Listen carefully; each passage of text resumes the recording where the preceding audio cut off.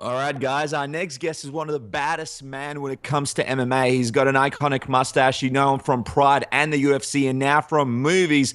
It's our pleasure to welcome a Submission Radio alumni at this point, Don Frye. Welcome back to the program.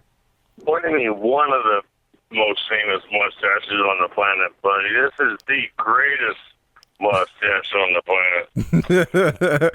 Well, we're off to a fantastic start. Don, it's great to have you back on the show. Last time we spoke to you... I made Joseph Stalin and Pancho Villa and everybody else look like little girls, buddy. We've got no arguments there. Last time we had you on the show, you were close to mixing it up with the fans at the UFC's Fight Week Expo, giving the fans a taste of the epic mustache. What was the experience like, and how did you enjoy being around your fans? You know what? It was a top-rated event. It's very good. I was very impressed. Everybody there was polite, and the organization of it was top level. It was very professional. I was impressed completely by the event. Well, we had Uriah Faber on our program, and he said that you guys hung out as well. Most of the team alpha male. Uriah's summary of the hangout session was that you basically needed your own reality TV show as soon as possible. Do you have any crazy stories for us? What did you guys get up to? Boy, if I had a crazy story, I wouldn't be able to remember it now, Anything you can share with us? We all lived through it, and we didn't have to post bail, so, that was... Well, it was interesting because Uriah actually shared with us a fact that you mentioned to him that you'd be open to getting some kind of boob operation or something for a specific amount of money. Oh, my God. I'm so disappointed in that boy. You're talking about getting bushwhacked. Crime, and they're sitting there having a couple of drinks together. They're supposed to be good old boys.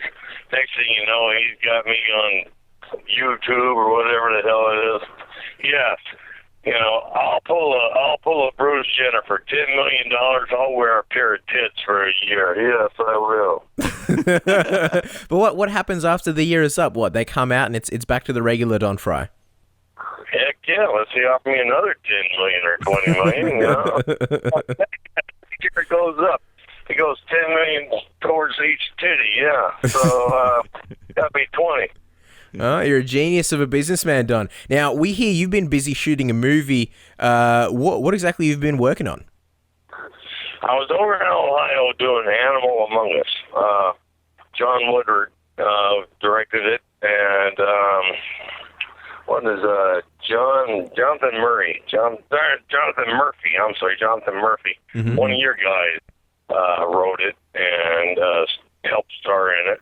And John Woodward is the director. I've known John, I call him Woody. I've known him for a decade. We got together on a movie a decade ago, and we were taken by the director, writer.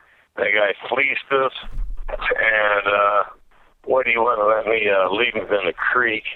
So I had to ignore the guy's existence for the next decade, which I'm very spiteful about. But if he does end up in a creek sometime, I have nothing to do with it. But Woody called me up for Animal Among Us, and we filmed that. It's a hell of a script. Really, Jonathan Murphy wrote a hell of a script and produced it, and Woody did a great job directing it. I was completely impressed with it every day. And then while I was there, I got a phone call from Sean Stone, Oliver Stone's son. Oh, wow. And he told me that, God bless the late Rowdy Piper. Rowdy passed away. Yeah, so, that was tragic. Stone asked me if I would mind stepping in for taking the spot in the movie. And, I felt that was a great compliment to be asked to take Rowdy Piper spot. And so I jumped on that right away for this called Enter the Fist of the Golden Fleece. It's a parody on the 1970s Kung Fu movies, and it was a blast. I tell you, I've never had so much fun making a movie, man. I tell you, it was a blast. It was a goofy. It's like being a circus performer the whole time. Yeah, well, I mean, we've heard some great things about the movie, so we can't wait to check it out. You mentioned Roddy Piper before. I just want to ask you, Don, did you have much interaction with Roddy? Have you guys, had many experiences together? Can you share any moments that you guys shared? I was privileged enough to work with Rowdy Piper twice. We did a movie, and then we did a TV show, that Always Sunny in Philadelphia. Mm-hmm. Oh, yeah, And sure. we did 3 wrestling matches for them that night, and probably about 15 seconds on screen. But, it was about 2 hours we worked for them. I did that, and then I did a movie called Honor, in which Piper beats me to death in that. And then we did an autograph session today one time, and we had a great time. We were backstage just talking, and just started out talking. Next thing you know, it was 2 hours later. And I feel like, holy shit, I guess we had to get up there and sign autographs. When Piper Sorry, always made you feel. Piper always made you feel more than what you were. Like a better person than what you were. Piper done everything in the world anybody could wish to do, and he always made you feel like you were exceptional. It's funny you say that, because that's exactly what made him great in pro wrestling, was his ability to put guys over and make them look good. I'm just curious, you guys didn't really have much interaction or cross paths in the pro wrestling realm, did you? No, sir. I never had the privilege of working with him, no. Just moving on to your other movie, Don, we've seen you also doing a World War II movie by the name of Gleicheltung. It's a movie that examines the social and emotional issues present had Germany won the war. Tell us a bit about that project. Yeah, that's great. I worked with Patrick Kilpatrick, and he called me, and I said, you still have that 68 GTO convertible you drive around? And he laughed. He said, no, I lost that in the divorce 4 years ago. Yikes. And he said, how'd you know that? I said, I saw you in the garage one night driving by, and I thought, wow, what a great car. And then I said, I recognized the face, and I looked it up on IMDb, and it was you. But man, the car was impressive. I mean, the movie's pretty interesting. It speaks about what would have happened if Germany had won the war. Speaking of wars, Don, the situation in Syria is really getting out of hand. We're just wondering, if Don Frye was president, how would you handle the whole situation? Well, I wouldn't let them from the bitches in my country, that's for sure. Unless they were women and children and Christian. They could be women and children and Muslim, that's fine. But, these fighting age males, no, they can stay there, they can fight. Put a gun in their hand, send them back. You know what? We fought our revolution 225 years ago. Let them fight their own. We don't need to be nursemaiden, men who are old enough to own a gun and use a gun. Fight for your own goddamn freedom. Don't come over here and expect us to change our rules and our lifestyle to suit you when you're not even man enough to fight for freedom. Interesting take. Well, while on the subjects of presidents, Don, there's a number of key people who are standing out in the presidential race in America, none more than Donald Trump. Chael Sonnen was on our show a couple of weeks ago, and he said that he's a fan of Trump. What do you think about his campaign? He said he's what? Chael Sonnen was on our show. He said that he's a fan of Donald Trump. What do you think of his campaign, Donald Trump's? Well, it elevates Chael in my eyes a feather. Because, I'm a fan of Donald Trump's. I'm voting for Donald Trump. I like Donald Trump. I like Carly Fiorina. And I like Ben Carson. I like Ted Cruz, too. Any of those four got my vote. Yeah, it's certainly one of the more popular guys running for the campaign. Now, another personality who looks to run for president in the U.S. in 2020 election is the rapper Kanye West. He announced his plans at the MTV Music Awards. I'm just wondering, what are your thoughts on the news of Kanye West running for president in the future? Well, last I heard, he was going to lead the country, right? So now all of a sudden he wants to be president? What he stuck in that big fat ass of his girlfriend's and cut off the oxygen or what? If he ran in 2020, would he be getting a Don Frye vote, Kanye West? Fuck no. Oh, he already turned his back on the U.S., said he wanted to leave.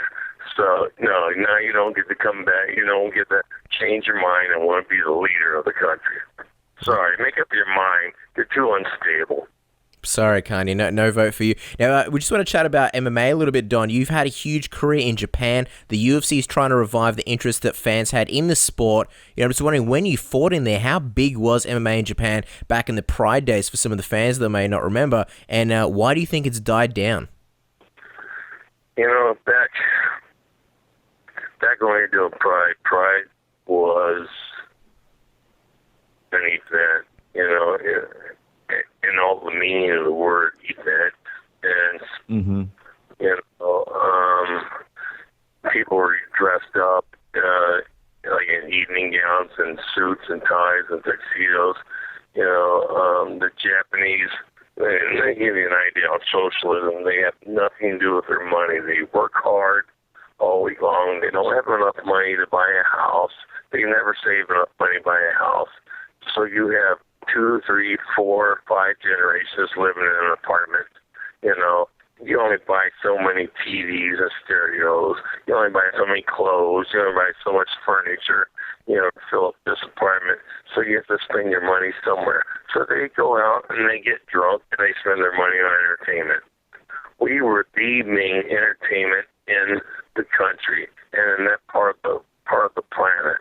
When I fought Yoshihiro Takayama in Pride 21, I think, we beat the World Cup soccer. Wow. For our time slot on TV, and it was Japan versus South Korea. That's how important it was. But Yoshihiro Takayama-san and I beat them for the time slot. That's how important entertainment is. Well, as you would have heard, the man behind Pride, Sakikabara, is starting a new promotion in Japan with the first show for New Year's Eve featuring Fedor Emelianenko. I'm just wondering, what were your dealings like with him when you fought in Pride, and do you think he can bring the sport back to popularity over in Japan? Yeah, Sakikabara-san and I had a good relationship. We had ups and downs, and it didn't really end on a good note. But that's between him and I, and I wish him all the luck in the world. I hope he can make a comeback, and I hope he can give the country what they need and what they deserve. Japan's a great country. I love it. It is a great country. I mean, one of the downfalls of Pride was obviously the controversies of the Yakuza's involvement. Do you think the sport can ever bounce back to the popularity that it once had, to be like what it was in the Pride era? That's so funny. The Yakuza is involved in everything over there, but they just don't want to admit it.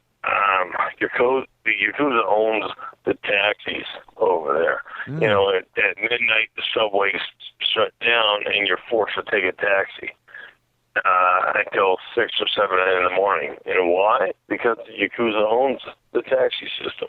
The mob has their hand in everything over there, just like they do in Russia, and just like they do here in the U.S.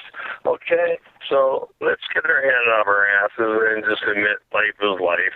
I'm sure it's the same over there in Australia.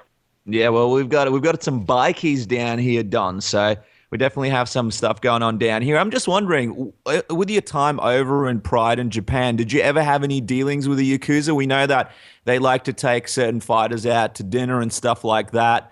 Did you have any, positive moments with any of the Yakuza guys involved in Pride? No, because I did 4 years in New Japan Pro Wrestling as a bad guy, and it's like girls. They have to figure out the girls. No, everybody was afraid of me and nobody did me. So no, I didn't have any involvement with anybody, unfortunately. Just want to get your thoughts on Fedor. Obviously, many people wanted him to sign to the UFC. Do you think he could have done well in the UFC if he chose to go there instead of Japan? Oh, hell yeah. There's the light heavyweight division is the weakest it's ever been. It's always been a weak division in the UFC, the light heavyweight division. And it's weakest now than it's ever been. And the heavyweight division only has one man. That's Verdun. Everybody else is 17 stories below the man. He could have walked in and had his choice at the belt, championship belt in 2 weight classes. Yeah, it's definitely, a lot of fans were a bit disappointed to see that it didn't go that way for him. Now, obviously, you were a big star in Japan and still are a huge star over there. Now that there's this new push for Japanese MMA and this new promotion starting up, is there any chance that you'd be open to working with this new promotion in Japan, Don, in any kind of capacity? Well, if they make me a legitimate money offer, yes. If they come in some stupid asinine money offer, no, that shows how unprofessional and how idiotic they are. So no, they have to give me a quality money offer. Well, just looking back, Don, out of all the huge fights and pro wrestling matches you had in Japan, just take us through, what were some of the highlights that stand out to you? And did you prefer the production of the shows in Japan to the UFC ones? Well, the UFC I was in was completely different than the UFC now. Abbott owned it, and David Isaacs helped run it, and Campbell McLaren. I think they did a great job. It's fantastic they ran on a shoestring budget, and what they pulled off was amazing, because you got to start somewhere. And what they did was the groundwork for what you have now. And but New Japan Pro Wrestling was the number one pro wrestling organization on the planet when I was there, and I was just privileged to be part of it. And it was fantastic. I was in all the whole time I was there. Yeah, no, you had such a fantastic career, Don. Now, we've got a couple of fan questions to ask you before we finish up the interview. The first one comes from username Ricky Left Hook. He just goes, Don, I wanted to get your thoughts on comments made by one of your past opponents, Tank Abbott, about Ronda Rousey and women's MMA. He said, this is what Tank Abbott said, she's a girl and it's all about this emotional stuff. I will fight any woman on this earth for free. I will. You can't be a tranny. You got to be a female, born a female. I won't even train. If I win, which is going to happen, you're going to get bashed up good. You have to make me a sandwich. If you win, I'll give you $100,000. What do you reckon about Tank's comments? I love it. I think Tank stole that from me about make me a sandwich. I think I said that. I think that's great. I'm sorry, Ronda, but I saw an interview with you where you were saying that you're the bantamweight champion of the world, and the UFC doesn't distinguish between men and women. But I'm sorry to hurt your little female delusional brain, but you are the bantamweight female fighter. You have no chance of beating a male fighter. So you do belong in the kitchen making a sandwich, if that's your thought. Otherwise, you are the greatest female fighter on the planet. But that's the bottom line is female. There you go. I think you may have just topped Tank Abbott. Now, actually, last fan question is from The Count. Last time you were on Submission Radio, or this is what The Count say, last time you were on Submission Radio, you said your back is feeling better, even suggesting that you'd fight Kimbo Slice. Is there any chance we could see Don Frye fight one last time? I guess not. I made that offer, and apparently Scott Coker, Bellator, didn't take the bite. He hasn't called me. So he needs to take promoting 101, so to understand how to get an organization off the ground. Oh, for sure. And hopefully he hears this interview and it motivates him to give you a call and get you some kind of matchup, because that would be fantastic. Now, we just got a couple of last things to ask you, Don, before we let you go. One of the things was your thoughts on Nick Diaz's suspension. I don't know if you heard about this, but Nick Diaz got suspended for 5 years. It was his third offense. Everybody's in arms about it. It was a pretty ridiculous suspension by the Nevada State Athletic Commission. Well, what did you think about that whole thing? Do you think the commission needs somebody to monitor them? Because some of their decisions lately have been pretty crazy. I think the decision is horseshit. I think these guys don't know how to wipe their own ass.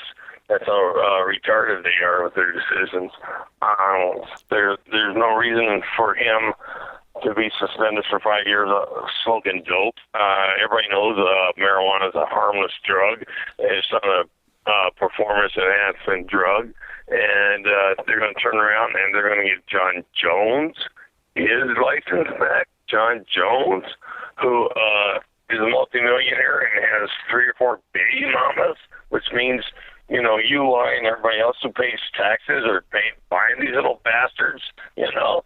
And he's wrecking cars, and he's caught with coke in the system twice, and DUIs, and they're going to get this guy fighting it. This guy should be done for life. And I like Jon Jones. I'm a fan of his as a fighter, but as a person, apparently he's a piece of shit.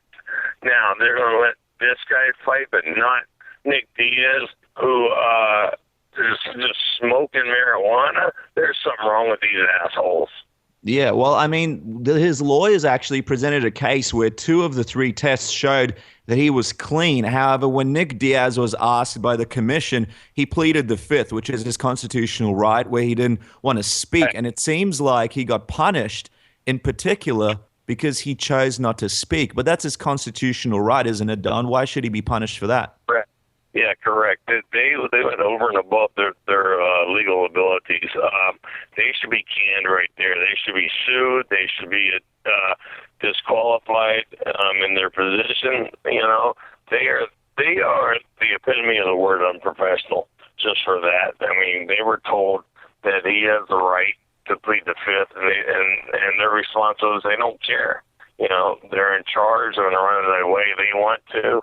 You know, that is the most un-American, unprofessional response I've ever heard in my life. They need to be deported. Yeah, we'd be in favor of that. Now, before we let you go, Don, we see you've been doing some Predators prediction shows recently. There doesn't seem to be one coming for UFC 192, but when can we expect the next installment? And do you think you'll do one for UFC 193 here in Australia? You know what? Up until that last question, my last response, we were working on doing a couple. We're going to do in the next 2 Predators traditions. But I think after speaking my mind as an American, as a free citizen, and the First Amendment, I think the Nevada Athletic Commission is going to put pressure on the UFC, and I'll probably never be heard from again. No way. There's no way anyone could stop you from talking, Don. Everybody loves listening to you. Thank you so much for jumping onto Submission Radar. We love having you on the program. Guys, make sure to follow Don on Twitter at Don Frye Fighter. He's got all his links up there. He's got some amazing gear that you need to jump on and buy. There's some fantastic T-shirts and a lot of fun stuff that Don's involved in. Obviously, the movies coming out. Make sure you jump on and watch those. Don is a fantastic actor. Don, thank you so much for your time. All right, partner. Thanks a lot. Appreciate it. Thanks for getting me fired. Thanks, Don. We hope your day gets better. We'll speak to you soon.